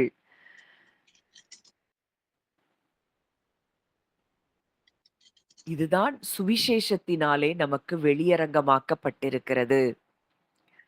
அதுதான் 91ஆம் சங்கீதத்திலே பார்க்கிறோம். நீடித்த நாட்களினால் நான் அவர்களை திருப்தியாக்கி என் ரட்சிப்பை அவர்களுக்கு காண்பிப்பேன். நீடித்த நாட்களினால் நான் அவர்களை திருப்தியாக்கி. நீ திருப்தியாகிற வரைக்கும் அத விசுவாசிக்கிறவர்களுக்கு அது செயல்படுது. இல்ல உலகத்தில் இருக்கிற மனிதர்களைப் போல வாழ்ந்து கொண்டு, அதை சிந்தித்துக் கொண்டு இப்படித்தான் உலகத்துல இதெல்லாம் வருது, இதெல்லாம் இருக்குது, இதெல்லாம் நடக்குது, அதனால இது வரும். இந்த சிம்ப்டம் வந்தா இது வரும். இப்படின்னு இந்த உலகத்தில் இருக்கிறவைகளை சிந்தித்துக் கொண்டு வாழுகிறவர்களுக்கு அது நேரிடுகிறது. நீங்க ஒருத்தருடைய விசுவாசம் இன்றைக்கு உங்க குடும்பம் முழுவதையும் ரட்சிக்க முடியும். உங்க குடும்பம் முழுவதையும் இந்த ஜீவனுக்குள்ள நீங்க கொண்டு வர முடியும். ஏன்னா நீங்க ஜீவனுக்குள்ள வந்துட்டீங்கன்னா, உங்களுடைய எண்ணங்கள் அந்த மேலோக பூ அந்த பூமிக்குரிய எண்ணங்களை விட்டுவிட்டு, மேலானவைகளை நாடுகிற எண்ணங்களாய் உங்களுடைய எண்ணங்கள் மாறும் பொழுது, உங்களை சார்ந்திருக்கிற எல்லாருடைய அந்த மரணத்தின் கட்டுகள் உடைக்கப்படுகிறதை நீங்கள் பார்க்க முடியும். ஒரு மனுஷனுடைய கீழ்ப்படியாமையினால முழு மனுக்குலமும் அந்த இடத்துக்கு வந்திருக்கோம்னா, இன்றைக்கு கிறிஸ்துவின் பிள்ளைகளாய், தேவனுடைய புத்திரர்களாய் நீங்க இருக்கிறீங்கன்னா, நம்முடைய கான்ஷியஸ்னஸ் தான் இன்றைக்கு ஷிஃப்ட் ஆக வேண்டிய அவசியம் இருக்கிறது. நம்ம எதை தியானித்துக் கொண்டிருக்கிறோம்? எதிலே வாழ்ந்து கொண்டிருக்கிறோம்? இன்றைக்கு நம்ம எண்ணங்களிலே மாற்ற வேணும். அதுதான் பவுல் எழுதுறார். எண்ணிக்கொள்ளுங்கள், எண்ணிக்கொள்ளுங்கள். அத முதல்ல எண்ண ஆரம்பிக்கணும். இல்ல, நான் இது இல்ல. நீங்க மெடிடேட் பண்ணும் போதெல்லாம் இந்த வார்த்தைகளை அதிகமா நீங்க மெடிடேட் பண்ணும் பொழுது இந்த உயிர்த்தெழுதலின் சாயலில் நீங்கள் இணைக்கப்படுகிறவர்களாய் இருப்பீர்கள். வானத்துக்குரியவரைப் போல நம்ம சிந்திக்க ஆரம்பிப்போம். சரி, இந்த உயிர்த்தெழுந்த வல்லமை இங்க நமக்குள்ள நடந்த பிறகு இதுல மிக முக்கியமான ஒரு காரியம் நமக்குள்ள நடக்கிறது என்ன அப்படின்னா, அங்கே அன்பு நமக்குள்ளே பெருக ஆரம்பிக்கும். ஒரு கிறிஸ்துவின் உயிர்த்தெழுதல் நம்முடைய வாழ்க்கையில நடந்தத நம்ம உணர்ந்து விட்டோம்னா, அதுக்கு மேல நம்ம யாரையும் கட்டுப்படுத்த மாட்டோம். அதிகாரத்த காட்ட மாட்டோம். நான் அத செஞ்சேன், நான் இத செஞ்சேன், என் ஊழியத்துல அது நடந்துச்சு, என் ஊழியத்துல நான் இந்த நான் அறவே அழிக்கப்பட்டு விடும். அவர் செய்தார். அவர மேன்மைப்படுத்த ஆரம்பிப்போம். அன்புல நடக்க ஆரம்பிப்போம். ஏன்னா வசனம் சொல்லுது, தேவன் அன்பாகவே இருக்கிறார். அந்த உயிர்த்தெழுந்த வாழ்க்கையில தான் நமக்கு தேவனுடைய சுபாவம் வெளிப்பட ஆரம்பிக்கிறது. மற்றவங்கள குறித்து அன்பும் கரிசனையும் எப்படியாவது நம்ம இவங்களுக்கு இந்த சுவிசேஷத்த சொல்லணும், சத்தியத்த நம்ம கொண்டு போகணும். அன்பு நிமித்தம் நம்ம எதனாலும் செய்வோமே தவிர, நான் எனக்கு இத செஞ்சு எனக்கு பெயர் கிடைக்கணும், புகழ் கிடைக்கணும், அவங்களுடைய அங்கீகாரம் வேணும், இவங்களுடைய அங்கீகாரம் வேணும். என்னைய எங்க குடும்பத்தார்லாம் ஒதுக்கி வச்சிருக்கிறாங்க. இவங்கள்ட்ட இருந்து எனக்கு ரெகக்னிஷன் வேணும். அதனால என் ஊழியம் வல்லமையா நடக்கணும். அப்படிலாம் செய்தோம்னா, ஸ்ட்ரெஸ் ஆயிருவோம். அதெல்லாம் நமக்குள்ள ஏற்பட்ட அந்த பழைய ஆதாமின் சாயலில் வெளிப்பாடு. புதிய ஆதாமுக்குள்ள 2ஆம் ஆதாமுக்குள்ள நம்ம வந்துட்டோம்னா, கிறிஸ்துவின் உயிர்த்தெழுதலின் சாயலில் நம்ம இணைக்கப்பட்டிருக்கிறோம்னா, அங்க அன்பு தான் பிரதானமா இருக்கும். எத பத்தியும் திங்க் பண்ண மாட்டோம். யாருடைய வார்த்தையும் நமக்கு பெருசா தெரியாது. யாருடைய செயலும் நமக்கு பெரிதாக தெரியாது. ஐயோ! அப்படியே அவங்க தவறு செய்தா கூட, தெரியாம செய்றாங்கங்கிற எண்ணம், கிறிஸ்துவைப் போல அவருடைய சுபாவம் நமக்கு வரும். அவர் என்ன சொன்னாரு சிலுவையில? பிதாவே இவர்களுக்கு மன்னியும். தாங்கள் செய்கிறது இன்னதென்று அறியாதிருக்கிறார்களே. அறியாம செய்றாங்கப்பா. மனதிலிருந்து அது நமக்குள்ளே எழும்ப ஆரம்பிக்கும். ஏன்னா, இந்த சரீரத்துல தான் இந்த பிரமாணம் நமக்குள்ள கோபத்தையும், வைராக்கியத்தையும், பகையும் கொண்டு வந்தது. இப்ப நீங்க உங்க சரீரத்தை நீதியின் ஆயுதங்களாக அவருக்கு ஒப்புக்கொடுக்க, அந்த பிரமாணம் அப்படியே செயல்படுவது, அப்படியே இல்லாமல் போகும். நீங்க ஜீவனின் ஆவியின் பிரமாணத்துல வாழ ஆரம்பிப்பீங்க. அங்க அன்பு மாத்திரமே பிரதானமாய் இருக்கும். இதெல்லாம் உயிர்த்தெழுதலின் வல்லமையில் நாம் அனுபவிக்கிற காரியம். அப்படியே விடுதலையான ஒரு வாழ்க்கை. சமாதானமான ஒரு வாழ்க்கை. இததான் இயேசு சொல்றாரு. என்னுடைய சமாதானத்தையே உங்களுக்கு கொடுக்கிறேன். யார் என்ன பேசினானே, என்ன சொன்னானே, என்ன நடந்தானே, நான் யாருக்குள்ள இருக்கிறேன்? கிறிஸ்துவுக்குள்ள இருக்கிறேன். கிருபைக்குள்ள இருக்கிறேன். அன்புக்குள்ள இருக்கிறேன். அவங்க தெரியாம செய்றாங்கன்னு சொல்லி, இந்த உயிர்த்தெழுதலின் வல்லமையில் உண்மையாய் இணைக்கப்பட்டவர்கள் அன்பில் நடந்து கொள்ளுகிறவர்களாய் இருப்பார்கள். வாசிக்கலாம். ரோமர் 13:10.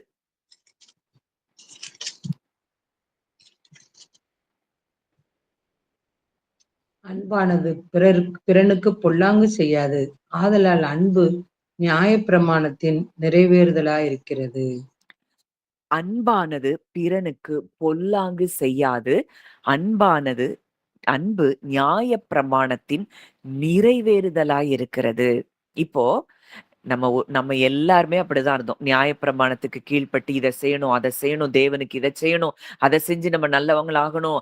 இப்படித்தான் நம்ம ஓடிக்கிட்டே இருந்தோம் நம்முடைய செயல்ல. நம்ம இந்த நியாயப்பிரமாணத்துக்கு பயந்து நம்ம நல்லவங்களாகணும்னு முயற்சி பண்ணி நம்ம நல்லவங்களா இருந்தோம் அப்படின்னா, அது எங்கேயாவது ஒரு நேரம் சறுக்கி சறுக்கி தான் விழுவோம். ஆனால் உயிர்த்தெழுந்த வல்லமையில் தேவனுடைய அன்பால் நாம் மாற்றப்படும் பொழுது, நமக்குள்ள இருக்கிற நேச்சரே எப்படி மாறிடும்னா அன்பாக மாறிரும். இந்த அன்பு எப்படி இருக்கும்? அந்த கிறிஸ்துவின் உயிர்த்தெழுதலின் சாயலில் இணைக்கப்பட்டவர்களுடைய அன்பை குறித்துதான் அங்க 1 கொரிந்தியர் 13 நம்ம பார்க்கிறோம். அதுல ஒரு சில வசனங்களை நம்ம வாசிக்கலாம். 1 கொரிந்தியர் 13 4ல இருந்து வாசிங்க ஆண்டி. அந்த அன்பை பத்தி இருக்கிற வசனம். 1 கொரிந்தியர் 13:4. அன்பு நீடிய சாந்தமும் தயவும் உள்ளது. அன்புக்கு பொறாமை இல்லை. அன்பு தன்னை புகழாது, இருமாப்பாயிராது, அயோக்கியமானதை செய்யாது, தற்பொழிவை நாடாது, சினமடையாது, தீங்கு நினையாது, அநியாயத்தில் சந்தோஷப்படாமல் சத்தியத்தில் சந்தோஷப்படும், சகலத்தையும் தாங்கும், சகலத்தையும் விசுவாசிக்கும், சகலத்தையும் நம்பும், சகலத்தையும் சகிக்கும். போதும். இந்த அன்பு நமக்குள்ளே இருந்து செயல்பட ஆரம்பிக்கும். நீடிய சாந்தமும் தயவும் உள்ளது. அன்புக்கு என்ன கிடையாது? பொறாமை கிடையாது. அன்பு இருக்கிற இடத்துல அன்பு தன்னை புகழாது, தன்னை புகழாது. நான் அப்படி, நான் இப்படி. இந்த இந்த நான் அப்படி, நான் இப்படினாலே அந்த பழைய மனுஷன் இன்னமும் சிலுவையில் அறையப்படவில்லை. நான் என்பது மேலோங்கி இருந்தாலே முற்றிலுமாய் இன்னும் பழைய மனுஷன் சிலுவையில அறையப்படல. என்ன பார்த்து சொல்லிட்டாங்களே, என்ன பார்த்து பேசிட்டாங்களே, அதுவே நீங்க இல்லையே. அது நீங்கன்னு நினைக்கிறதுனாலதான் அங்க காயமும் வலியும் ஏற்படுது. பவுல் என்ன சொல்றார்? இனி நான் அல்ல, கிறிஸ்துவே என்னில் பிழைத்திருக்கிறார். அவர் பிழைச்சிருந்தாருன்னா அவரை பத்தி சொல்றதாதான் நம்ம பார்க்கணும். அந்த அளவுக்கு நம்ம கூட அவர் ஒன்றாகி இருக்கிறார். எதை பற்றியும் நாம் கவலைப்பட வேண்டிய இடத்தில் தேவன் நம்மை வைக்கவில்லை. அன்பு நீடிய சாந்தமும் தயவும் உள்ளது. பொறாமை இல்ல, புகழாது, இருமாப்பாயிராது, அயோக்கியமானதை செய்யாது, தற்பொழிவை நாடாது, சினமடையாது, தீங்கு நினையாது. அதுல அழகா இங்கிலீஷ்ல கொடுத்திருக்கு, does not behave rudely, is not self seeking. தன்னை புகழணும் அப்படிங்கிறதுலயே இருக்கும். இந்த பழைய மனுஷனுடைய எண்ணங்கள் எல்லாம் அப்படிதான் இருக்கும். நம்மள புகழணும், நம்மள எல்லாரும் பெருசா பார்க்கணும். இல்ல, இது இனி நீங்கள் அல்ல, கிறிஸ்து உங்களுக்குள் இருக்கிறார். Is not easily provoked. அவங்கள ப்ரொவோக் பண்ண முடியாது. சினமடையாது, தீங்கு நடையாது, அநியாயத்தில் சந்தோஷப்படாமல் சத்தியத்தில் சந்தோஷப்படும். Rejoices in the truth. சத்தியத்துல இருதயம் சந்தோஷப்பட ஆரம்பிக்கும். இதுதான் நான் என் கிறிஸ்துவுக்குள்ள இருக்கிறேன், அன்பானவருக்குள்ள நான் இருக்கிறேன் அப்படின்னு சத்தியத்துல சந்தோஷம். நான் தேவனுக்கு பிள்ளையா இருக்கிறேன், என் அடையாளம் இதுதான். மற்றவர்கள் சொல்லுகிறதுல இருந்து அவங்க அடையாளத்தை எடுக்க ஆரம்பிக்க மாட்டாங்க. அவர் என்ன சொல்லுகிறாரோ, அவர் தேவன் எப்படி தங்களை பார்க்கிறாரோ அதிலிருந்து தங்களை பார்க்கிறவர்களாய் இருப்பார்கள். அந்த சத்தியத்தில் இருந்து அவர்கள் சந்தோஷப்படுவார்கள். சகலத்தையும் தாங்கும், சகலத்தையும் விசுவாசிக்கும். அன்பு இருந்தாதான் விசுவாசம். இப்போ நம்ம ஒருத்தரை விசுவாசிக்கிறோம் அப்படின்னா அவங்கள பற்றி எல்லாவற்றையும் அறிந்திருந்தா அவங்கள நம்ம நல்லா விசுவாசிப்போம். அது போலதான் தேவனுடைய அன்பை பற்றி நம்ம பூரணமாய் உணரதான் நமக்கு விசுவாசமே வரும். அன்பினால் கிரியை செய்கிற விசுவாசமே உதவும். இப்ப அவரோட அன்பை எவ்வளவு தூரத்துக்கு நம்ம அறியறோமோ அவ்வளவு தூரத்துக்கு நமக்கு விசுவாசம் பெருக ஆரம்பிக்கும். சகலத்தையும் தாங்கும். அதனாலதான் வசனம் சொல்லுது, பூரண அன்பு பயத்தை புறம்பே தள்ளும், தள்ளிரும். என் மேல அவர் எவ்வளவு அன்பு வச்சிருக்கிறாரு, எனக்காக அவர் எதையெல்லாம் செய்து முடித்திருக்கிறார். இன்னைக்கு நான் எதையுமே செய்யல. ஆனா எனக்காகவே அவர் இறங்கி வந்து இத்தனை காரியத்தையும் செய்திருக்கிறார்னா, என்மேல் எவ்வளவு கண்ணோக்கமாய் இருக்கிறார். இன்றைக்கும் இந்த சத்தியங்களை எல்லாம் நாம் அறியும்படிக்கு அவருடைய கிருபை நமக்கு கொடுக்கப்பட்டிருக்கிறதே. எவ்வளவு அன்பு! இந்த அன்பை உணர ஆரம்பிக்கும் பொழுது, அது சகலத்தையும் விசுவாசிக்க ஆரம்பிக்கும். சகலத்தையும் நம்பும், சகலத்தையும் சகிக்கும்.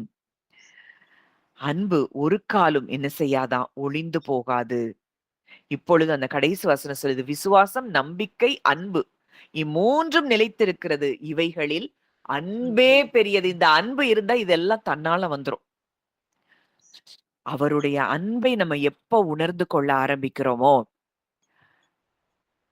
அந்த அன்புல இருக்கும் பொழுது விசுவாசம் நம்மில் பெருக ஆரம்பிக்கும். இல்லைன்னா விசுவாசிக்கணும் விசுவாசிக்கணும் விசுவாசிக்கணும்னு போராடி பெறுகிறது அல்ல.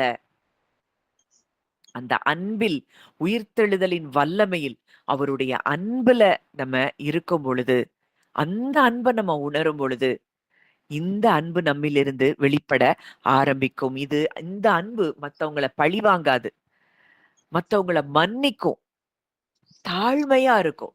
நான்கிற இடத்துல அது இருக்காது.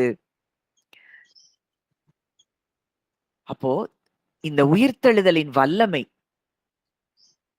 நமக்குள்ள எதை கொண்டு வருது அப்படின்னா, தேவனை போல வாழுகிற ஒரு தன்மையை நமக்கு தருகிறது. கிருபை அப்படின்னா இன்னைக்கு அது தவறாக புரிந்து கொள்ளப்பட்டு எப்படி வேணாலும் வாழலாம் அப்படிங்கிற எண்ணம் மக்கள்ல பலருக்கு தோன்றி இருக்கிறது. அப்படி அல்ல. கிருபை, அவருடைய கிருபை நமக்கு எதுக்கு கொடுக்கப்பட்டிருக்குன்னா, தேவனை போல வாழுகிற வல்லமையை அவருடைய கிருபை நமக்கு தந்திருக்கிறது. வாசிக்கலாம். தீத்து 2ஆம் அதிகாரம் 11ஆம் 12ஆம் வசனங்கள்.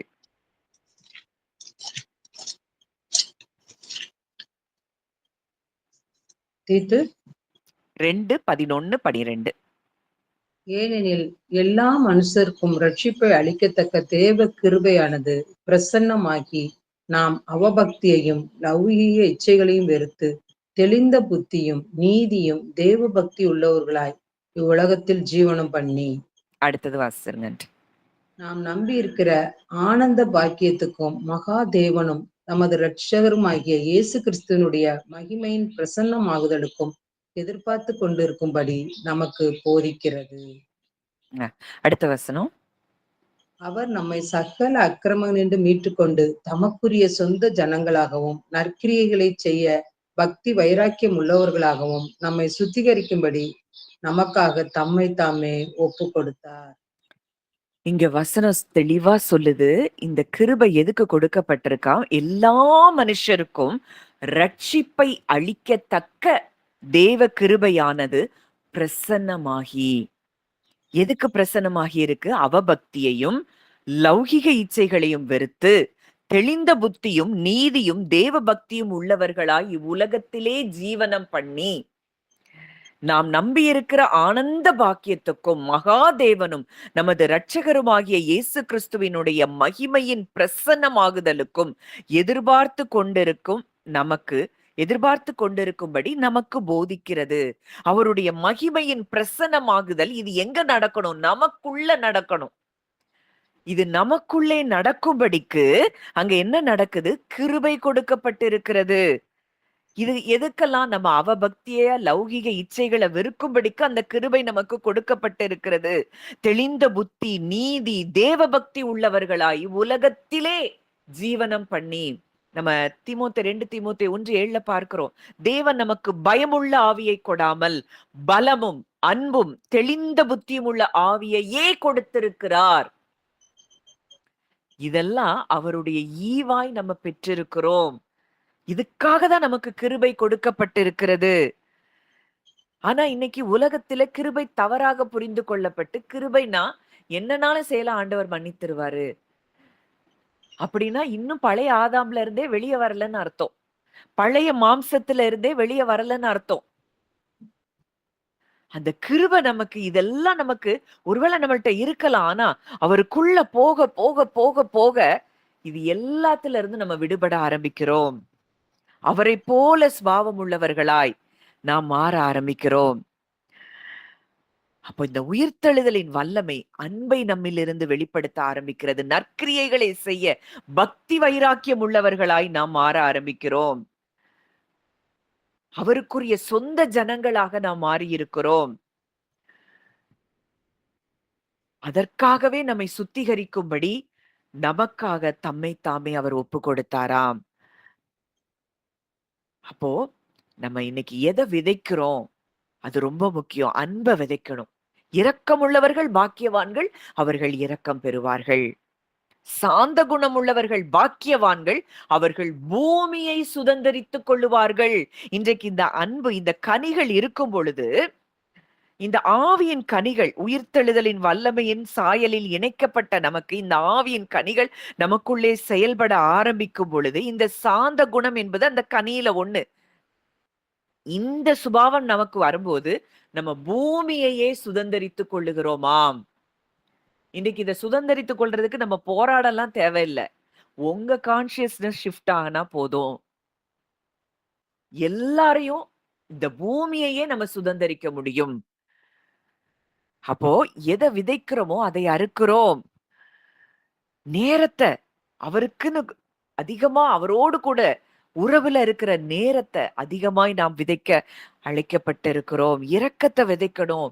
அவருக்காக உண்மையான வார்த்தைகள் எங்கிருந்து உங்களுக்கு கிடைக்குதோ அங்க நீங்க உங்க நேரத்தையும் உங்களுக்கு உண்டானவைகளையும் நீங்க விதைக்கும் பொழுது அதற்கு உண்டான அறுவடையை நீங்கள் நிச்சயம் பார்ப்பீர்கள். ஆவிக்கென்று விதைக்கிறவன் ஆவியினாலே நித்திய ஜீவனை அறுப்பான். ஆவிக்கு என்று உங்க ஆவிக்குன்னு நீங்க விதைக்கிறீங்கன்னா அதற்கு உண்டான பலன் நிச்சயம். அடுத்ததா நம்ம பார்க்கிறோம், பூமியில அவருடைய ரெப்ரசன்டேட்டிவ்ஸா இருக்கிறோம். இந்த உயிர்த்தெழுதலின் வல்லமையை அனுபவிக்கிற நாம், இயேசு சொல்றாரு, வாசிக்கலாம், யோவான் 20:21. இதோட முடிக்கலாம். யோவான் 20ஆம் அதிகாரம் 21ஆம் வசனம்.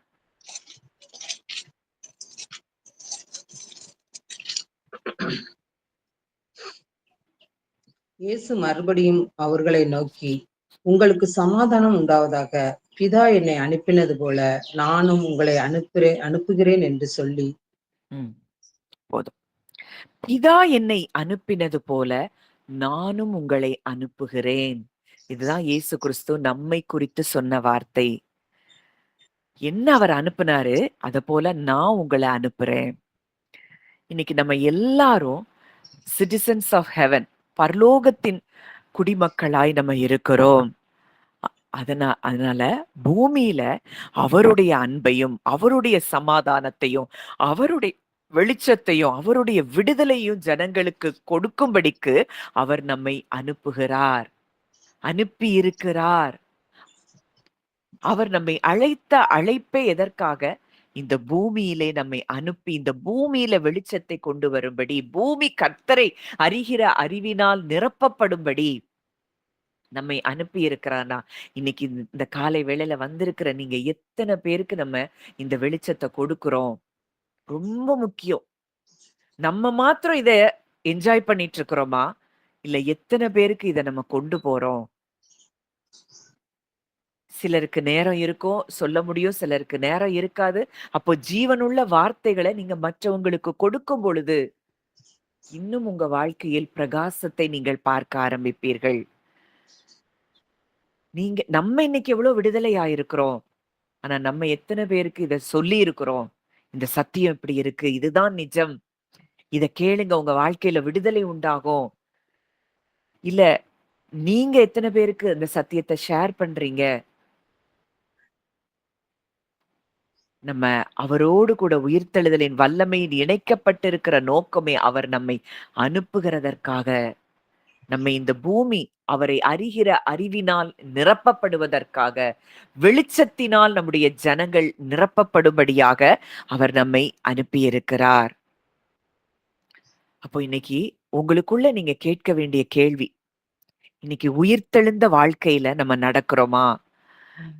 நம்முடைய வாழ்க்கையில அவருடைய அன்பு வெளிப்படுதா? நம்ம பிறரை மன்னிக்கிறோமா? அவருடைய கிருபையில நம்ம வளர்ந்து கொண்டிருக்கிறோமா? என் வாழ்க்கை மற்றவங்களை தேவனிடத்தில் இழுத்து செல்லுகிற வாழ்க்கையா இருக்குதா? அப்போ உயிர்த்தெழுந்த வாழ்க்கை, கிறிஸ்துவுடனே கூட உயிர்ப்பிக்கப்பட்டு உன்னதத்துல உட்கார்ந்து இருக்கிறோம். இனி மரணம் நம்மள ஆளுகை செய்ய முடியாது. இது இன்னும் நாளைக்கு தியானிக்கும் பொழுது உங்களுக்கு இன்னும் பல ரெவலேஷன்ஸ், வெளிச்சங்கள் கிடைக்கும். தேவனுடைய அன்பு, அவருடைய பரிசுத்தம், அவருடைய தாழ்மை, அவருடைய கிருபை, அவருடைய கொடுக்கிற அந்த மனது, இதிலிருந்து வாழுகிற ஒரு புதிய வாழ்க்கையாய் மாற்றப்பட்டிருக்கிறது. அதுவே அவரோடு கூட எழுப்பப்பட்டவர்களின் உண்மையான அடையாளமாய் இருக்கிறது. இதை உணர்ந்தவர்களா நம்ம கொஞ்ச நேரம் அப்படியே ஜெபிக்கலாம். நீங்க எங்க இருக்கிறீங்க? இன்றைக்கு உன்னதத்துல அவரோடு கூட உட்கார வைக்கப்பட்டிருக்கிறீர்கள். கிறிஸ்துவுக்கு பக்கத்துல நீங்களும் நானும் இருக்கிறோம்.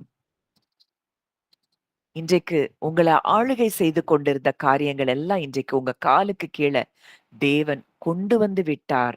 அவர் சிலுவையில் மரித்து உயிர்த்தெழுந்த பொழுதே அனைத்தும் உங்க காலுக்கு கீழே வந்துருச்சு. இனி எதுவும் உங்களை ஆளுகை செய்ய முடியாது. பாவம் உங்களை ஆளுகை செய்ய முடியாது. மரணம் உங்களை ஆளுகை செய்ய முடியாது. அந்த பிரமாணத்திலிருந்து நீங்க விடுதலையாக்கப்பட்டு விட்டீர்கள். அத சொல்லுங்க. நானும் என் குடும்பமும் பாவம், மரணம் என்கிற பிரமாணத்தில இருந்து நாங்க விடுதலையாக்கப்பட்டு விட்டோம். எங்களை மரணம் ஆளுகை செய்ய முடியாது. நாங்க ஜீவனுக்குள்ள வந்திருக்கிறோம். கிறிஸ்துவாகிய ஜீவனுக்குள்ள நாங்க இருக்கிறோம். வெளிச்சத்துக்குள்ள இருக்கிறோம். அவருடைய இரத்தத்துக்குள்ள நாங்க இருக்கிறோம்.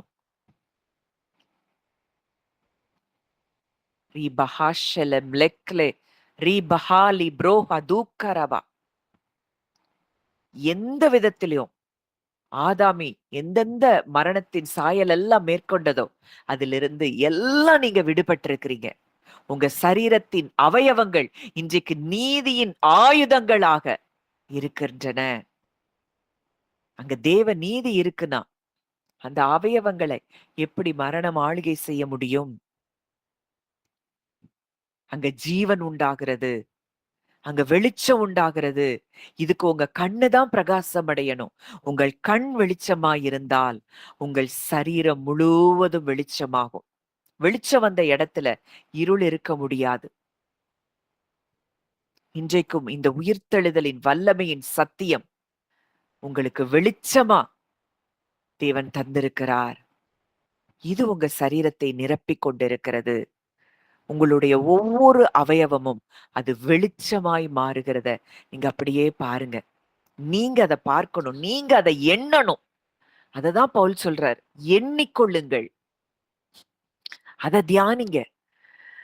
எந்த உறுப்புகள்ல எல்லாம் பலவீனப்பட்டிருக்கிறதா நீங்க ஃபீல் பண்றீங்களோ அந்த உறுப்புகளுக்குள்ள அவருடைய வெளிச்சம். ஏன்னா நீதியின் ஆயுதமாய் உங்கள் அவயவங்கள் மாறிவிட்டன. இனி அதுல பாவம், மரணம் ஆளுகை செய்ய முடியாது. உங்க சரீர பிரமாணம் முற்றிலும் மாற்றப்பட்டு கிறிஸ்துவின் சரீரத்தின் பிரமாணத்துக்குள்ள, ஜீவனின் ஆவியின் பிரமாணத்துக்குள்ள நீங்க வந்திருக்கிறீங்க. வெளிச்சமா நீங்க மாறுறீங்க. அந்த வெளிச்சத்தை எந்த உறுப்புகள்ல பலவீனப்பட்டதா உணர்றீங்களோ அந்த வெளிச்சத்தை நீங்க அந்த இடத்துல நீங்க பாருங்க. எதெல்லாம் ஃப்ரூட்ஃபுல்லா இல்லையோ அந்த உறுப்புகளுக்குள்ள கிறிஸ்துவின் வெளிச்சம் வர்றத பாருங்க. ஒரு பெரிய விடுதலையை தேவன் இன்றைக்கு நமக்கு தந்து கொண்டிருக்கிறார். ரீபாலா ஷெக்கெரே மெஹி பஹால் இதோரு ஹதூக்கரபா. நல்ல தகப்பனே, நன்றியோடு உம்மை துதிக்கிறோம், ஸ்தோத்தரிக்கிறோம் அப்பா. தகப்பனே, இந்த நாட்களிலும் விலையேற பெற்ற சத்தியங்களை எங்களுடைய ஆழ் மனதுல நீங்க பதித்து கொண்டிருக்கிறீங்கப்பா. எங்களுடைய சப்கான்சியஸ்ல உங்க சத்தியம் பதிக்கப்படுகிறது. நாங்கள் அநியாயத்தில் சந்தோஷப்படாமல் சத்தியத்தில் சந்தோஷப்படும்படிக்கு எங்களுடைய ஆழ் மனதில் இந்த சத்தியங்கள் பதிக்கப்படுகிறதற்காக நன்றி செலுத்துகிறோம். நாங்கள் முற்றிலுமாய் எல்லா பாவத்திலிருந்து நீங்களாக்கி விடுதலையாக்கப்பட்டு இருக்கிறோம். இனி எங்களை பாவம், மரணம் என்கிற பிரமாணம் மேற்கொள்ள முடியாது என்பதை அறிந்து விசுவாசித்து நாங்கள் உமக்கு நன்றி செலுத்துகிறோம். இந்த ஜீவனின் ஆவியின் பிரமாணம் தான் இனி எங்க ஒவ்வொருவருடைய வாழ்க்கையில், எங்க குடும்பத்தில் இருக்கிற ஒவ்வொருவருடைய வாழ்க்கையிலும் இந்த ஜீவனின் ஆவியின் பிரமாணம் தான் செயல்படுகிறதை நாங்கள் பேசுகிறோம் அப்பா. தகப்பன், அப்படியே எங்களை பிளஸ் பண்றீங்க, நன்றி செலுத்துகிறோம். அந்த ஒவ்வொருவரையும் மனதார நான் பிளஸ் பண்றேன். விதைக்கப்பட்ட இந்த வார்த்தைகள் ஒவ்வொருவருடைய வாழ்க்கையிலும் 100 மடங்கு பலன் தரும்படி நான் ஜெபிக்கிறேன் அப்பா. எங்க இருதயத்துல இந்த வார்த்தை விதைக்கப்பட்டிருக்கு, இது 100 மடங்கு பலன் தரணும். எங்க இருதயம் நல்ல நிலமா இருக்கணும்ப்பா. தேவையில்லாத களைகள் எங்க இருதயத்துல விதைக்கப்படாதபடிக்கு எங்கள் இருதயத்தை எல்லா காவலோடும் நாங்கள் காத்துக்கொள்ள எங்களுக்கு நீங்க உதவி செய்யுங்கப்பா. தகப்பன், அப்படியே எங்களுக்கு கிருபை அளிக்கிறீர், உமக்கு நன்றி செலுத்துகிறோம். இயேசுவின் மூலம் கேட்கிறோம் ஜீவனுள்ள நல்ல பிதாவே. ஆமேன், ஆமேன்.